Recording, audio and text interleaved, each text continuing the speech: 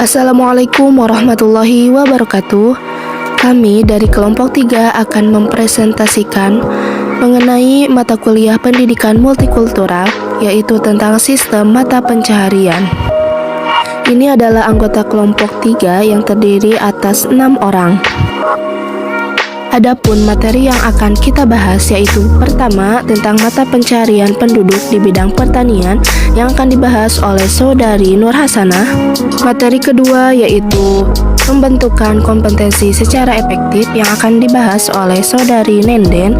Yang ketiga yaitu pembentukan kompetensi secara revolusioner yang akan dibahas oleh Saudari Nelly Amalia. Yang keempat adalah masalah dalam mata pencaharian yang akan dibahas oleh Mutia Mishalafil. Yang kelima adalah motivasi kerja yang akan dibahas oleh Muhammad Rayyan Arif Syah. Dan yang terakhir adalah cara mengatasi masalah dalam mata pencaharian yang akan dibahas oleh Muhammad Faris Padilah. Baik, kita langsung masuk ke materi yang pertama yang akan dibahas oleh Saudari Nur Hasanah. Mata pencaharian penduduk di bidang pertanian. Indonesia merupakan negara agraris karena sebagian besar penduduknya bekerja di sektor pertanian atau bermata pencaharian sebagai petani.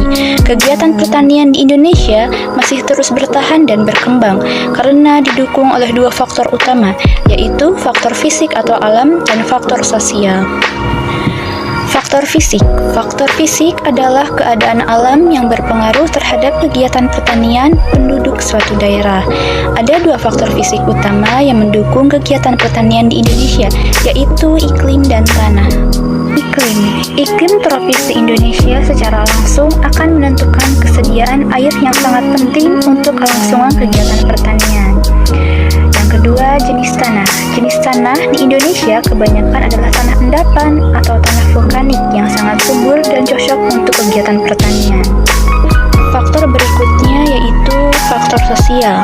Faktor sosial yang berpengaruh terhadap kegiatan pertanian di Indonesia antara lain yang pertama, latar belakang budaya, yang kedua, jumlah dan kepadatan penduduk yang tinggi, dan yang ketiga, penguasaan ilmu dan teknologi. Para petani di Indonesia tidak semua bekerja di sawah atau pertanian basah, tetapi juga di pertanian lahan kering dan di daerah perkebunan. Pertanian lahan basah atau sawah. Pertanian lahan basah di sini yang dimaksud adalah sawah, sebab pertanian ini dilakukan di daerah yang memiliki cadangan air yang cukup banyak. Kemudian pertanian lahan kering. Pertanian lahan kering atau dry farming yaitu pertanian yang tidak banyak membutuhkan air, jadi hanya mengandalkan air hujan saja. Kemudian perkebunan. Perkebunan adalah bentuk pertanian pada area yang sangat luas dengan berbagai jenis tanaman dan perkebunan yang hasilnya untuk komoditas perdagangan. Untuk materi yang kedua akan dibahas oleh Saudari Nenden Meranti Agustin. Definisi dapat diartikan sebagai karakteristik seseorang yang dapat dilihat dari perilaku dan aktivitas seseorang yang sedang bekerja, serta panduan bagi setiap perusahaan dalam melaksanakan fungsi pekerjaan yang dapat karyawan. Dasar memasuki dunia kerja, kompetisi sangat dibutuhkan oleh perusahaan karena dapat mengetahui setiap tipe yang tepat bagi seseorang, sehingga pada kompetisi seorang karyawan perusahaan atau perusahaan mampu membantu mengembangkan karyawannya dengan menjalankan training dalam mengembangkan potensi karyawan pada masa training atau pelatihan. Karyawan dapat membentuk kompetensinya yaitu sebagai berikut.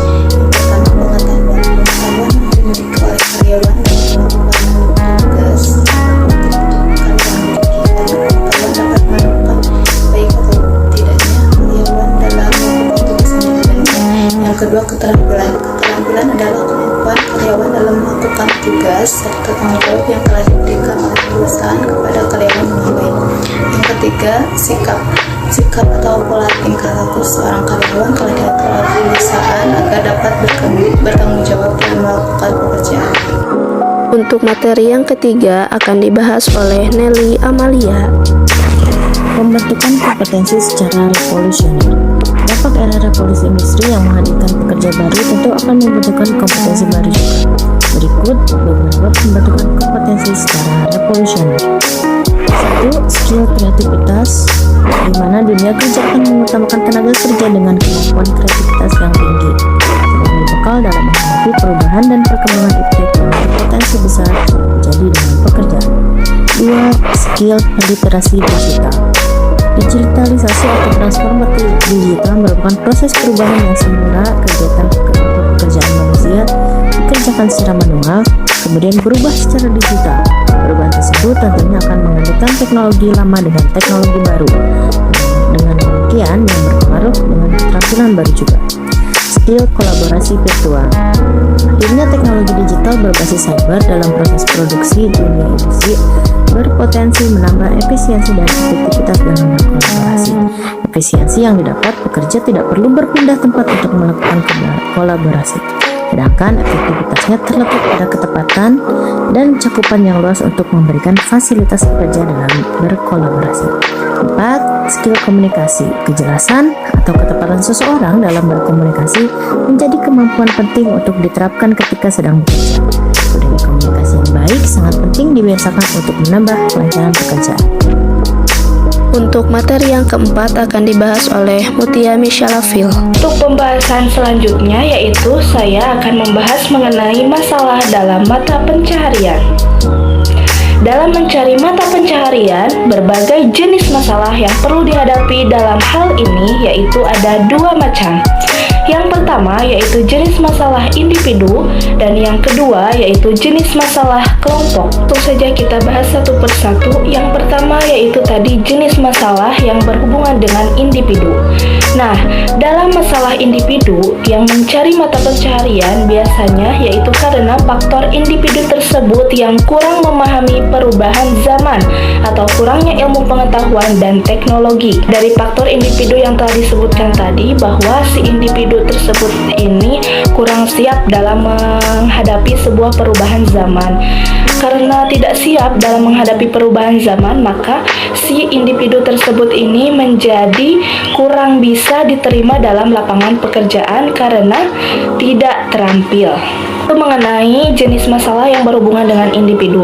Kedua, masalah mata pencaharian yaitu berhubungan dengan kelompok. Dalam masalah kelompok yang sedang mencari mata pencaharian ini bisa digambarkan misalnya ada suatu kelompok yang tidak menerima kelompok ras kulit hitam untuk masuk dalam perusahaannya dan mengucilkan kelompok tersebut sehingga terjadi disintegrasi sosial. Selain itu, bisa juga karena faktor ekonomi yang membuat kelompok tersebut atau masyarakat kurang memiliki keterampilan. Karena masyarakat yang memiliki ekonomi rendah akan tidak mementingkan dalam hal pendidikan. Oleh karena itu, sangat banyak sekali masyarakat yang bodoh karena tidak terselamatkan oleh pendidikan. Untuk materi yang kelima akan dibahas oleh Muhammad Rayyan Arif Syah. Di kesempatan kali ini saya akan menerangkan tentang motivasi kerja dalam mata pencaharian. Mencari nafkah itu umumnya wajib ya untuk semua orang, tanpa terkecuali, karena manusia itu memikul tanggung jawab terhadap dirinya sendiri ataupun juga terhadap orang lain. Seperti dirinya sendiri yang membutuhkan kebutuhan yang harus dipenuhi, dan juga mungkin istri dan anak-anaknya atau orang-orang kerabat-kerabat yang diamanahkan kepada dirinya untuk dinafkahi. Itu sejalan dengan hadis Rasul SAW, kewajiban bagi kalian para suami untuk memberi makan atau nafkah dan pakaian dengan cara yang ma'ruf kepada istri atau anak-anak kalian. Maka dari itu ini adalah sebuah beban, atau dalam sudut pandang yang lain, dalam persepsi yang lain, ini adalah sebuah motivasi kita untuk mencari mata pencaharian itu, untuk berjuang, bekerja demi menafkahi, demi bertanggung jawab untuk diri kita sendiri dan juga terhadap orang lain. Kemudian Kemudian yang selanjutnya adalah motivasi untuk menjadi orang yang bermanfaat. Karena bagaimana kita bisa menjadi orang bermanfaat? Salah satunya adalah dengan kita menjadi orang yang sukses. Bagaimana menjadi orang sukses? Yaitu kita harus bisa bekerja, harus semangat mencari rezeki, harus kerja keras, kerja cerdas. Yang mana jika kita bisa sukses, kita bisa memberikan, bisa membantu orang-orang yang membutuhkan, orang-orang yang memang tidak bisa memenuhi kebutuhan diri mereka sendiri dengan apa yang kita punya, sehingga kita bisa bermanfaat untuk sekitar kita karena kita sukses. Ini adalah dua motivasi untuk kita semangat mencari rezeki atau mata pencaharian. Untuk materi yang terakhir akan dibahas oleh Muhammad Faris Fadilah. Cara mengatasi masalah mata pencaharian yang bisa dilakukannya antara lain: yang pertama, menciptakan lapangan kerja yang mampu menyerap banyak tenaga kerja sehingga bisa mengurangi pengangguran. Karena pengangguran adalah salah satu sumber penyebab kemiskinan terbesar di Indonesia. Yang kedua, memberikan subsidi pada kebutuhan pokok manusia sehingga setiap masyarakat bisa menikmati makanan yang berkualitas. Hal ini akan berdampak pada meningkatnya angka kesehatan masyarakat Indonesia. Yang ketiga, menghapus korupsi. Sebab korupsi adalah salah satu penyebab layanan masyarakat yang tidak berjalan sebagaimana mestinya. Dan korupsi adalah suatu hal yang tidak boleh dilakukan atau perilaku yang buruk yang memang harus dijauhi.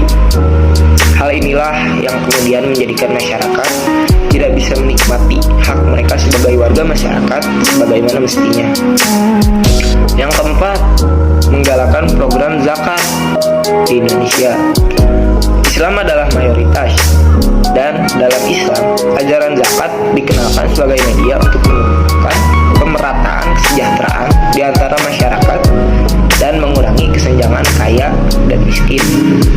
Potensi zakat di Indonesia ditenggarai mencapai angka 1 triliun setiap tahunnya, dan jika bisa dikelola dengan baik akan menjadi potensi besar